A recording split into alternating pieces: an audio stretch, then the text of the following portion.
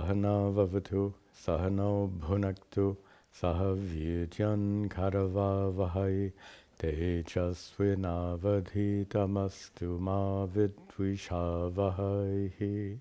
Om Shanti Shanti Shanti. Om. Good.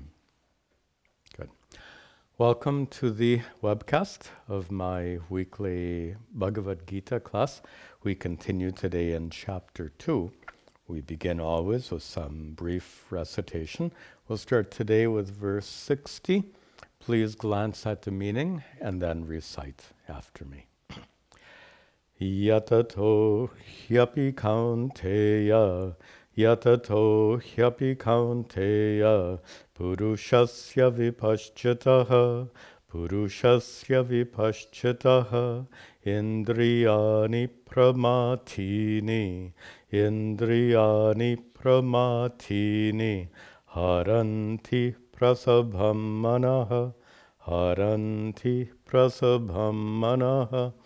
Tani sarvani samyamya, tani sarvani samyamya, yuktaha sita matparaha, yuktaha sita matparaha, vashehi yasyendriyani, vashehi yasyendriyani, tasya prajna pratishtita, tasya prajna pratishtita, dhyayato vishayan pumsaha, dhyayato vishayan pumsaha, sangasteshu pajayate, sangasteshu pajayate, sangat sanjayate kamaha, sangat sanjayate kamaha, kamat krodho bijayate,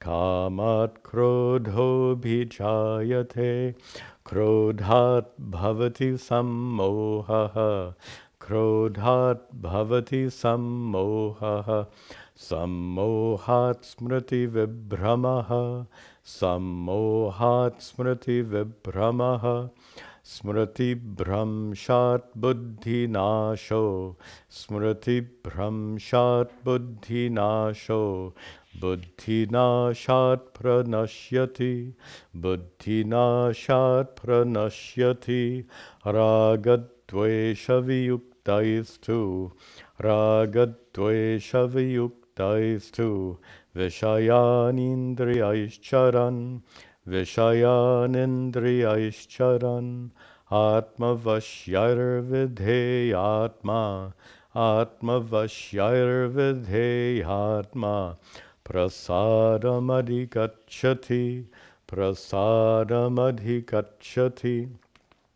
Prasade Sarva Dukkhanam, Prasade Sarva Dukkhanam, Hanirasyopajayate, Hanirasyopajayate, prasanna chetaso hyashu, prasanna chetaso hyashu, buddhi paryavatishtate, buddhi paryavatishtate, nasti buddhirayuktasya, nasti buddhirayuktasya, nachayuktasya bhavana, nachayuktasya bhavana, nacha bhavayata shantir, nacha bhavayata shantir, ashantasya kutah sukham, ashantasya kutah sukham,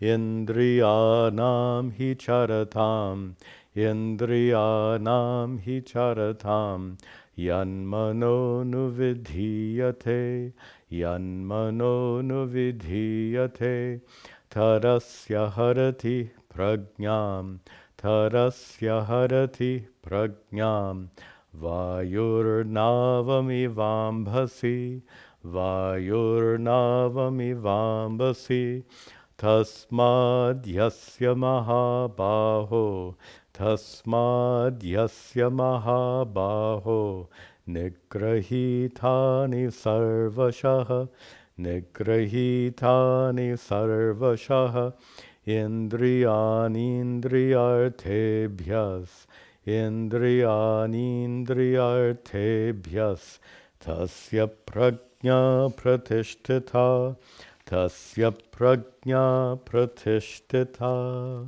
Very good. In our last class, we saw that we ended with this pair of verses, 62 and 63, which wonderfully give an account of the slippery slope by which we get carried away by our senses and possibly end up committing terrible acts of adharma. Let's just review those two verses briefly and before we continue. So each of the 4 quarters of the next 2 verses, each line gives one of the 8 steps. The first one, dhyayata vishayan pumsaha. For a person who goes on dhyayata, for one who is dwelling upon vishayan, objects of the senses. When you go on dwelling upon an object, sangaha, I won't translate. We saw the verses yesterday. So in the second line, sangaha, attachment, upajayate, arises towards the objects. Remember our definition of attachment. Emotional dependence. When you feel like your well-being depends on getting that object or avoiding other objects. Then in the third line, sangat sanjayate kamaha. Kama, desire, arises from attachment. When you see an object as essential for your well-being, kama, you want it. Kamat krodha abhijayate. And krodha arises from kama. Krodha, anger, arises because when you have a desire, there's usually one or more obstacles preventing you from fulfilling your desires. And then krodhat, from krodha, what arises is sammoha, delusion. That krodha begins to distort your thinking, your reasoning. We call that sammoha, delusion. Sammohat, and from that delusion, what arises is smriti vibhramaha, which we translated as a loss of your values. The values for following dharma that you've assimilated fully, those values get overwhelmed, those values get lost. Smriti bhramshat, and when your values are overwhelmed, buddhi nashaha, your intellect gets literally destroyed, corrupted is a better idea here. And buddhi nashat pranashyati, and when your intellect gets corrupted, pranashyati, your life gets destroyed because you end up committing acts of adharma and suffering the consequences for those.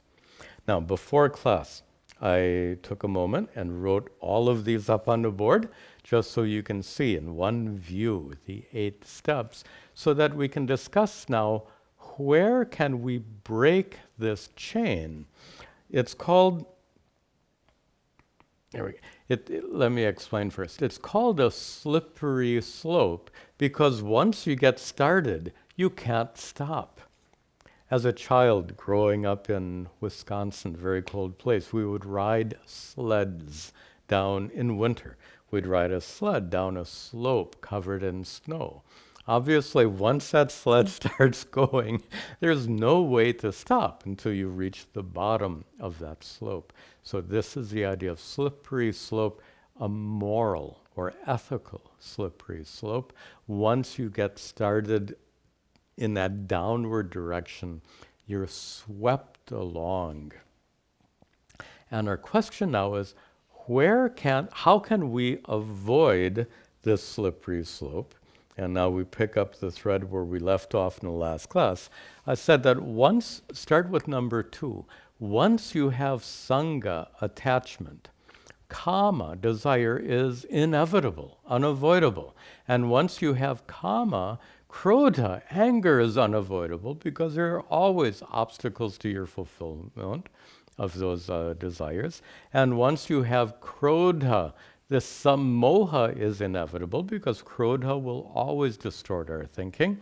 Once you have that sammoha, smriti vibhramaha, eventually your values are going to get overwhelmed.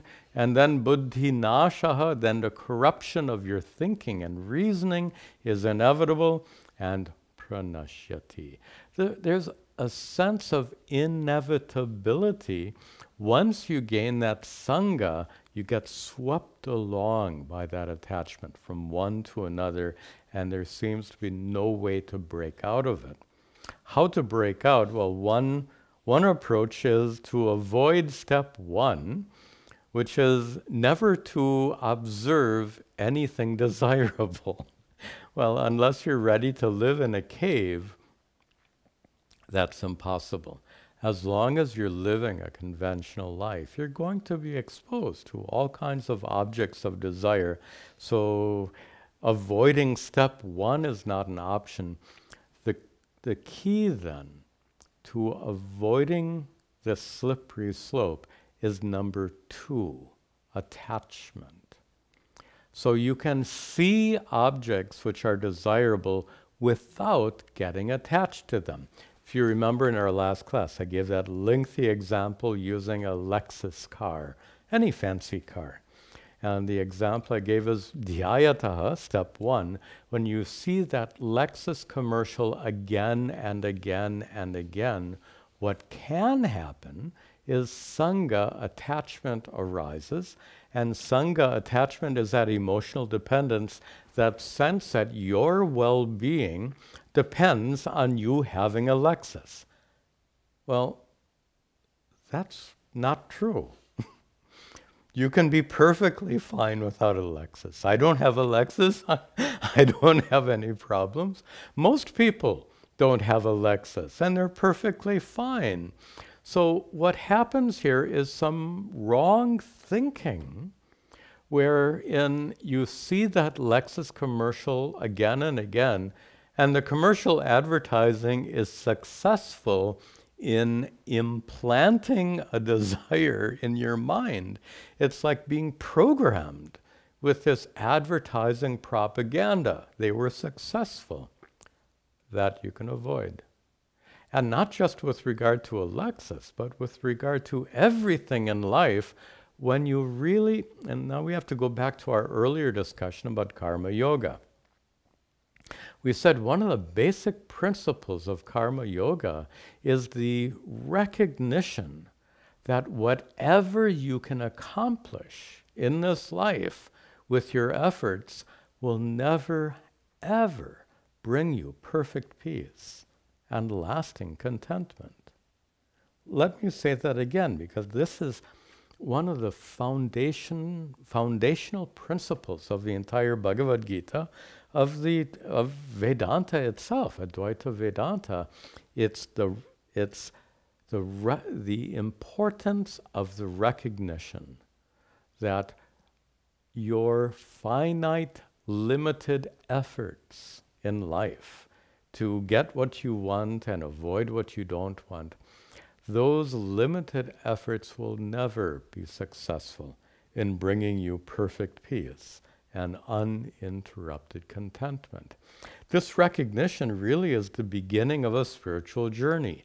You recognize the limitation of what you can accomplish in the world, and you start to redirect your attention towards a process of spiritual growth. In that process, you recognize that nothing in the world can bring you perfect peace and contentment. It's true, right? Nothing and no one, no person in the world can bring you perfect peace and contentment. That perfect peace and contentment is only available within you. It's your true nature, that inner divinity. By turning your attention within, you can indeed gain that perfect peace and contentment. This recognition is a complete conversion of the way you think. Excuse me. And with this conversion of thinking, attachment goes away, right? No matter how many times you see that Lexus commercial, you will know without a shadow of a doubt, you'll know that that Lexus, oh, I'm still looking at that. Sorry. I think you've looked at that list long enough. I should have put this back on me. So you will know through this conversion of thinking that the Lexus can never bring you perfect peace and contentment. Nothing in the world can bring you perfect peace and contentment. With this recognition, Sangha, attachment, goes away. And when you don't have Sangha, even when you see the Lexus commercial, you're not carried away. So even when you have that first step, dhyayataha vishayan, dwelling on objects, you will not be swept into step 2, attachment, because of this discernment. Discernment of the limitations of whatever you can gain through your worldly efforts. And that discernment, which removes attachment, is what's discussed now in the coming verses. Ragadvesha viyuktaistu, ragadvesha viyuktaistu, vishayan indriyaishcharan, vishayan indriyaishcharan, atma vashyar vidheyatma, atma vashyar vidheyatma, prasadam adhigacchati. Raga dvesha viyuktaihi but raga dvesha vimuktaihi, by becoming free of what? Raga and dvesha. Remember, raga is a compulsion to get what you want. Dvesha is a compulsion to run away from what you don't want. And those are both examples of Sangha, attachment. Raga and dvesha are forms of attachment.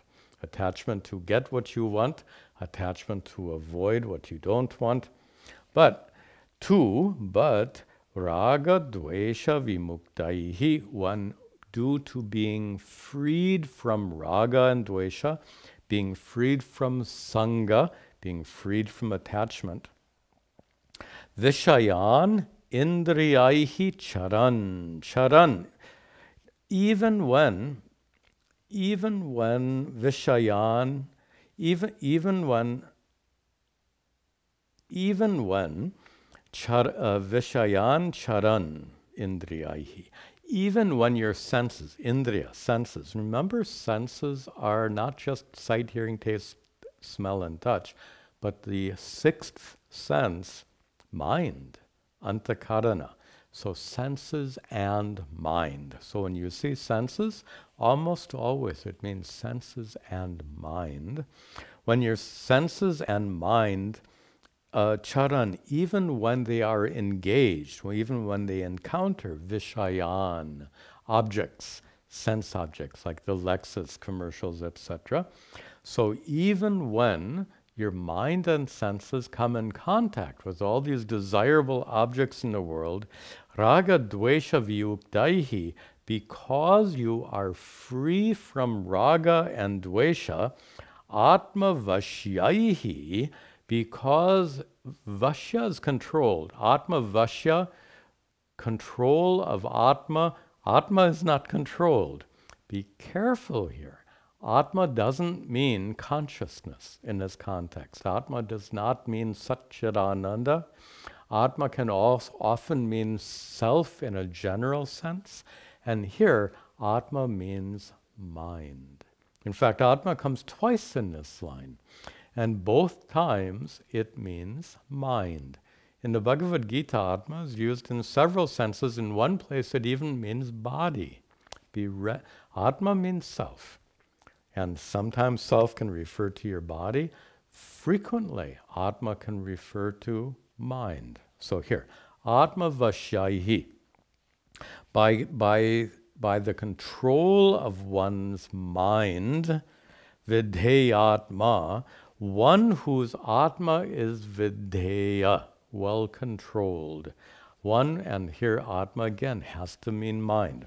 One whose mind is self-controlled, for that person, one whose mind is self-controlled, because they are freed from raga dvesha, even when the mind and senses come in contact with different things.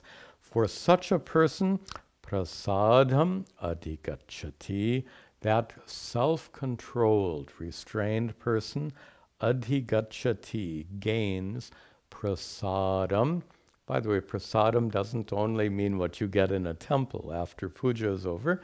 Prasada also has many meanings, like when water is clear. That clear water is called prasada. Here, prasada means tranquility. So be careful. Different, like Atma has different meanings in different contexts. Prasada has different meanings in different contexts. Here it means tranquility. Please note that you gain this person who is self-controlled and restrained, controlling one's senses, a sense of restraint. This sense of restraint is not a matter of willpower. Be very clear about this, and we'll come back to this point in several verses. It's not a matter of willpower. When you see the Lexus commercial again and again, and if you, I'm being silly, imagine someone who gets an impulse to get up and go to the, go drive to find an automobile, what are they called? Dealer, an automobile dealer who deals in these Lexus cars, and get that impulse to go to the dealer and buy a car. I'm not talking this. These verses do not describe that kind of self-restraint or self-control.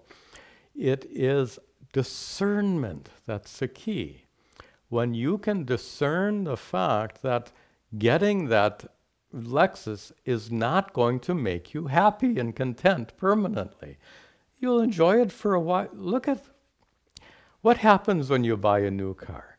The first time you get into that car and drive it home, it's wonderful.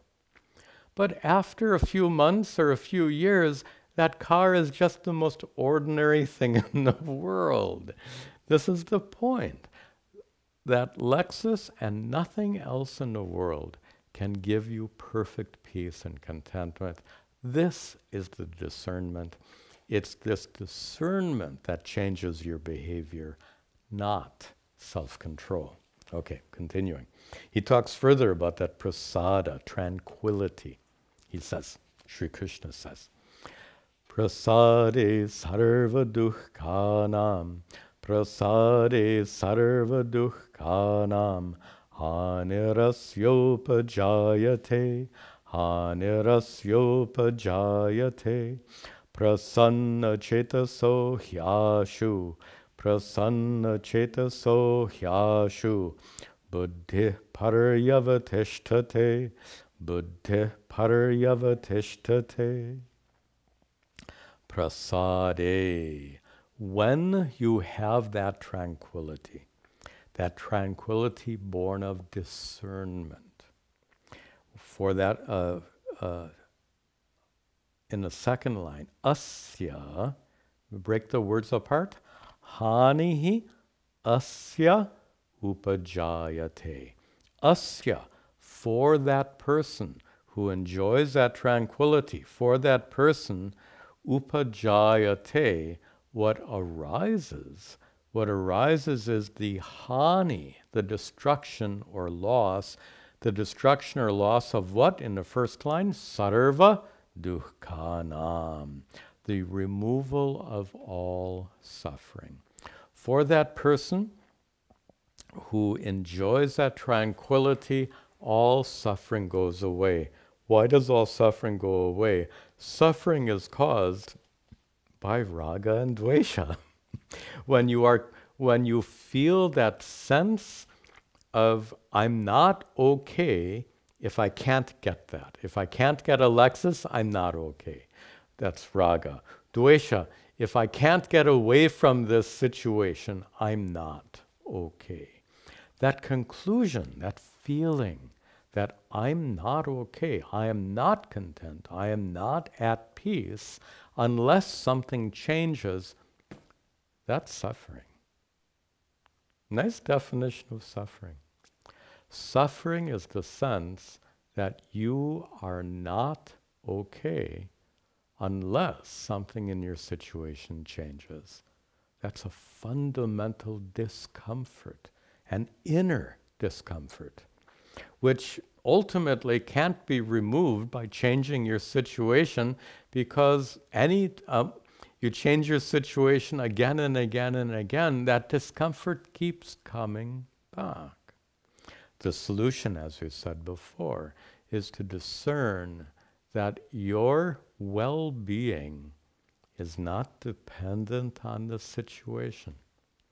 Your well-being is dependent on your true self, Satchidananda Atma, the true source of contentment. And to the extent that you recognize that inner source of contentment, to that extent, external situations won't trouble you at all. They won't make you suffer. That's what Sri Krishna says here. Prasanna chetasaha, and for that person whose chetas, whose mind is prasanna, same root as prasada, tranquil. For one whose mind is tranquil, and again, a mind that is tranquil through the discernment that nothing outside can truly make you suffer when you appreciate your true nature as Satchidananda Atma. For such a person, he, you have to break the words apart, he, ashu, he indeed, ashu, very quickly for that person, buddhihi, paryavatishtate. And buddhi often means mind or intellect, but we've used that word in this chapter several times in terms of wisdom. So buddhi here means wisdom, and wisdom specifically the recognition of the true source of contentment and peace within you. So for a person whose mind is tranquil, for such a person, they soon become paryavatishtate, they soon become well established in this wisdom. We had a discussion several classes before that initially this wisdom comes in little glimpses and little insights where you recognize, at least partially, that the true source of contentment lies within. But then hours later, you find yourself having forgotten that truth, and you're back into the usual pattern of being driven by raga dvesha. A discussion we had in a prior class was the importance of Vedantic contemplation. Next verse is going to talk about it. Vedantic contemplation, called nididhyasana, is a particular kind of contemplation or meditation in which you focus on that inner source of peace and contentment, and you focus on it again and again, continually, so that you assimilate that knowledge, that wisdom of the fact that the true source of contentment is within. That discovery, the initial discovery of the true source of contentment within, that discovery has to be fully assimilated. And Vedantic contemplation, dwelling on that truth again and again, is the means of assimilation. And in order to perform that nididhyasana, that Vedantic contemplation, you need a tranquil mind. And that's going to be explained in the next verse here. Yes. Nasti buddhira yuktasya, nasti buddhira yuktasya, na cha yuktasya bhavana, na cha yuktasya bhavana, na cha bhavayata shantir, na cha bhavayata shantir, ashantasya kuta sukham, ashantasya kuta sukham. Nasti buddhihi ayuktasya. Yukta here means controlled. Controlled in what sense? Controlled in not being dragged down this slippery slope. Controlled in the sense of not having raga and dvesha drag you around. That's what we mean by being yukta, controlled. Ayuktasya, for one who lacks that control, for one who is dragged down that slippery slope, for one who is dragged about by the compulsions of raga and dvesha, for such a person, buddhihi nasti. And again here, buddhi doesn't mean mind or intellect. Buddhi here means wisdom. This recognition of your true nature as Satchidananda Atma. As long as you're dragged down this slippery slope, how can you discover the truth of yourself? You need to break free of that compulsivity in order to pay attention in a class like this. If you were completely driven by that compulsivity, someone who is completely driven by that compulsivity would never want to sit and attend a class like this. So step one is breaking free from that compulsivity so that you can begin this process of spiritual inquiry. So ayuktasya, for one who is unable to break free from that compulsivity, buddhihi nasti, this wisdom will never be gained. Nacha ayuktasya, and nacha also ayuktasya, for that person who is continually dragged, again, ayukta, undisciplined, meaning one who has not yet broken free from that compulsivity. For such a person, na bhavana. There is no bhavana, often means meditation. But in our current context, it means specifically, not meditation in general, but that Vedantic contemplation we just talked about. The ability to turn your attention within and appreciate your true self as being the source of contentment and peace, to be able to turn your attention within and appreciate that truth again and again and again. That's Vedantic contemplation. That is nididhyasana, here called bhavana. So for someone who is being dragged about by the raga and dvesha, being dragged down that slippery slope, there's no hope for such a person to gain this Vedantic wisdom, discovery of your true nature, nor is there any hope of assimilating this knowledge. If you haven't gained the knowledge, how can you assimilate it? Makes sense. Okay.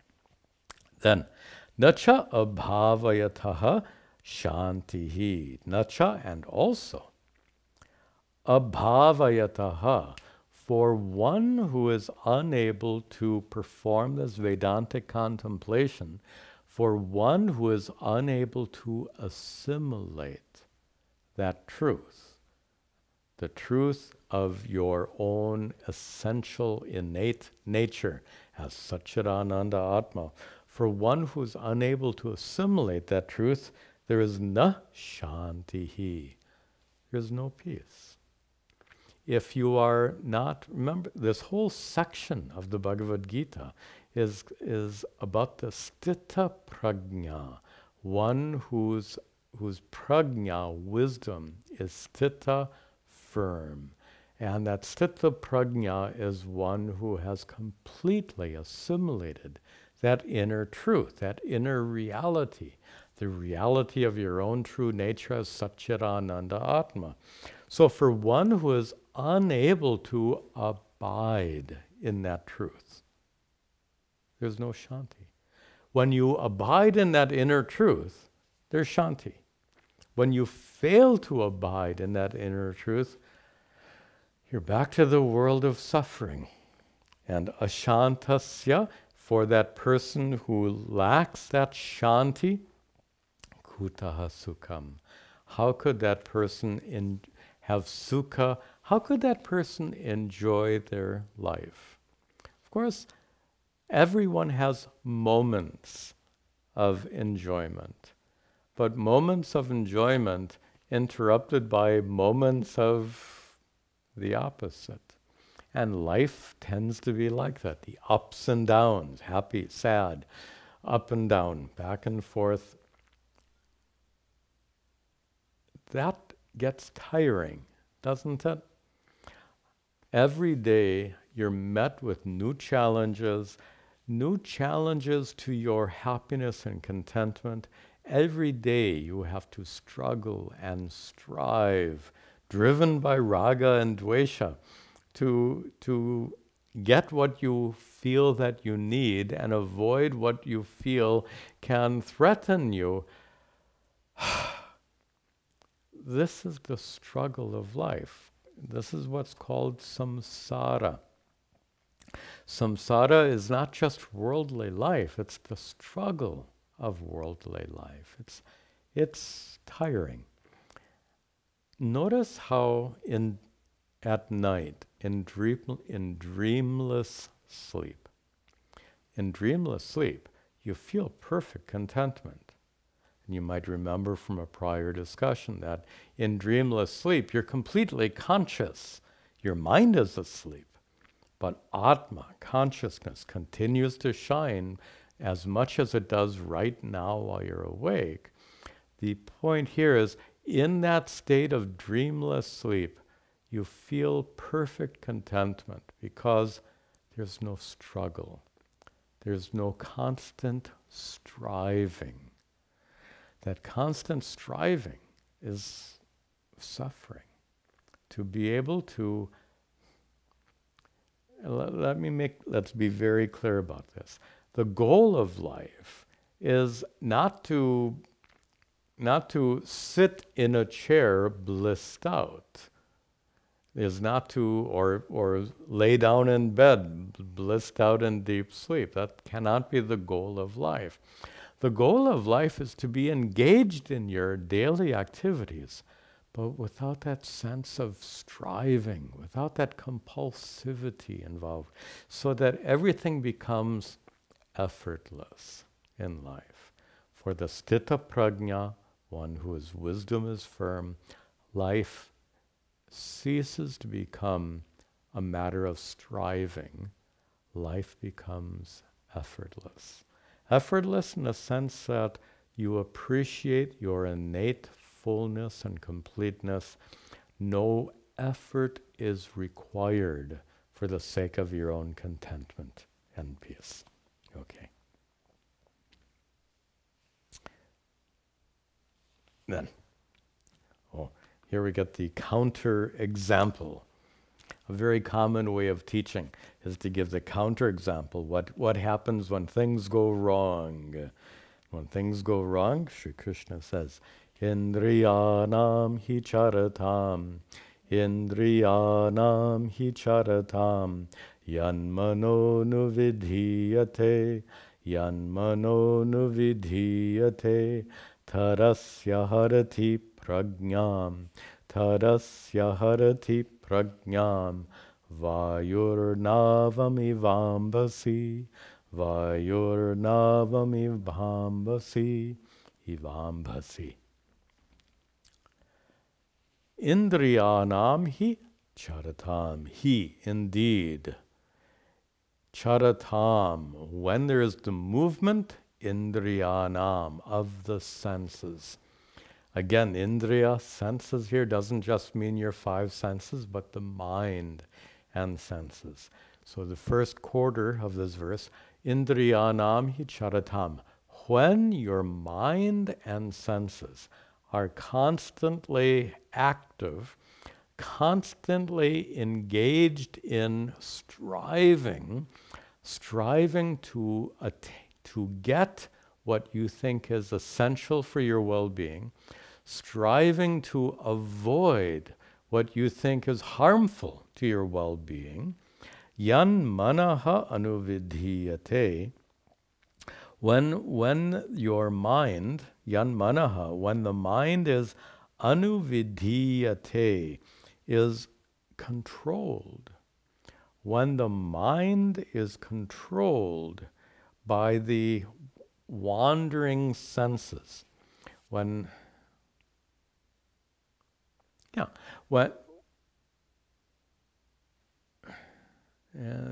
my translation is not exactly faithful here. Anuvidhiyate is passive voice, and my translation is active voice for our Sanskrit students.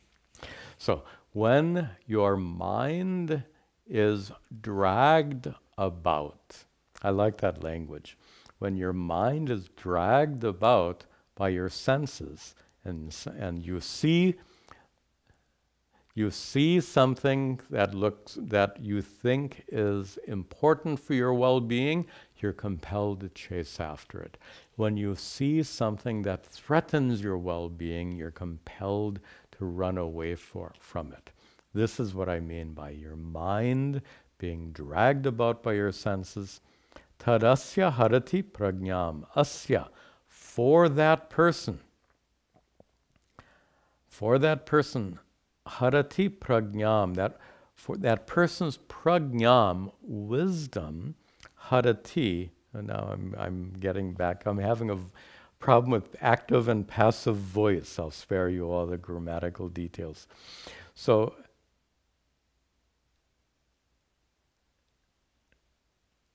tat harati prajnam, tat, that mind which is being dragged about by the senses, that first tad is tat, that mind which is being dragged about by the senses, harati, carries away, robs away, asya prajnam, a person's wisdom. And the wisdom we're talking about here is the wisdom of these teachings which tell you that nothing in the world is capable of giving you perfect peace and contentment. When that wisdom is robbed away by your senses, when the mind gets dragged about, then, turning it around, sorry. When your mind gets dragged about by the senses, then that mind robs away your wisdom. Or to put it in simple terms, your wisdom, whatever you've understood in these classes, gets overcome, overwhelmed, set aside, robbed away by a mind that is unstable. And that's the theme of this part of the chapter 2, Sthita Prajna. When your wisdom is not firm, your understanding can get shaken, and you will end up in a state of suffering once again. But when your wisdom is firm, due to step 1 is the discernment we've discussed several times, and step 2 is that Vedantic contemplation, nididhyasana, that process of assimilating this wisdom, of internalizing it very completely. For such a person, their wisdom is never carried away. But until and unless that happens, you are subject to being swept away. And Sri Krishna gives a nice metaphor here about being swept away. Vayuhu navam eva ambasi. Eva, just like navam, a boat, ambasi, on the waters. A boat in the sea gets swept away by what? Vayuhu. Vayu, winds, sweep a boat away. A boat without a paddle and without a sail. If you don't have a paddle and you don't have a sail, you are helplessly swept along by the wind. That paddle and sail represents the discernment that we are gaining through these teachings. Okay. Then this whole section concludes with this next verse. Let's see that. Tasmad yasya mahabaho tasmad yasya mahabaho nigrahitani sarvashaha indriyani indriyartebhyas indriyani-indriyartebhyas tasya prajna pratishtita tasya prajna pratishtita. Mahabaho, O mighty armed Arjuna. By the way, Mahabahu is armed. Mahabahu, there's some place that actually describes that a Mahabahu, one who has mighty arms. They say that your bahu is ajanu. Janu is knees. So one whose arms extend down to the knees. That's a funny expression. I don't think that's physiologically possible for human beings, but that's how it's described in one place.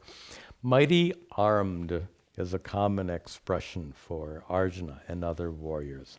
O mighty armed Arjuna, tasmat, therefore Arjuna, and this is a big tasmat, a big therefore.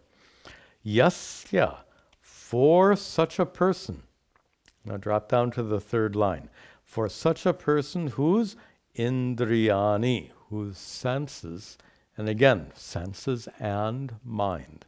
For a person whose senses and mind are, in the second line, nigrahitani, controlled, restrained, sarvashaha, completely, in all manners. For a person whose mind and senses are completely controlled, and back in the third line, indriyartebhyaha, restrained from sense objects, indriya artha, sense object, and in like our Lexus. So for a person whose mind and senses are completely restrained from being compelled. And here's the point. The problem is that compulsion. To break free from this compulsion is what we're after. You know that the goal of spiritual life is called moksha.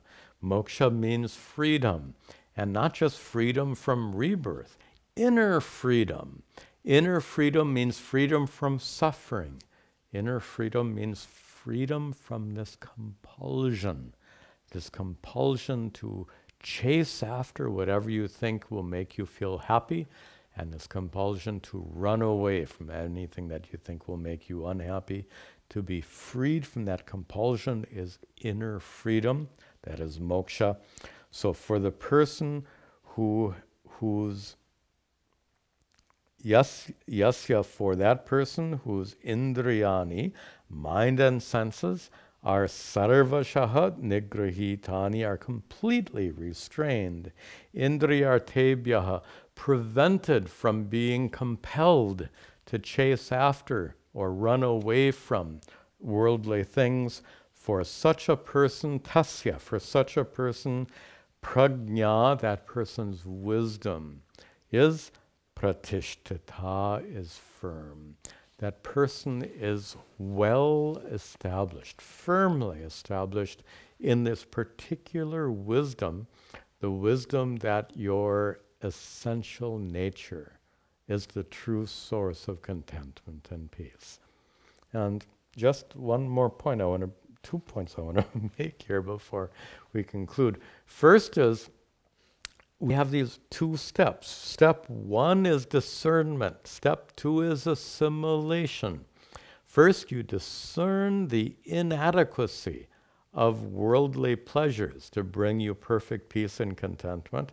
You further discern that the true source of peace and contentment is within. That's step one, discernment. Step two, assimilation. Your mind has to be deeply ingrained in that understanding, in that wisdom. And this takes place with the help of Nididhyasana, Vedantic meditation, a process of assimilation. The example that's so often used for this process of assimilation is when you make this typical Indian sweet called rasagula. So the gula is a ball of cheese. And this cheese ball has to be immersed in rasa. Here, rasa is syrup, sugar syrup, sweet syrup. So these balls have to be immersed in that syrup, not just for a few minutes, not just for a few hours, at least overnight. Only when you leave those balls immersed in that syrup long enough, only then do they soak up all that sweetness. That describes this process of assimilation. So the process of assimilation that's important here is to become immersed in the understanding that your true nature is already full and complete. That's the inner divinity.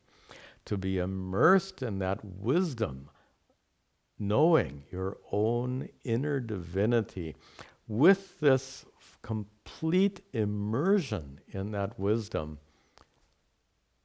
what happens to that compulsivity? It's gone, completely gone. The final point to make here is that this freedom from compulsivity, I've made this point before, I'll just make it one more time here because it's important. This freedom from compulsivity is not an act of will. You're not restraining yourself from running to the auto dealer to buy a Lexus. It's a matter of discernment. When you understand that the Lexus is not going to be a permanent source of contentment and peace, that discernment is sufficient.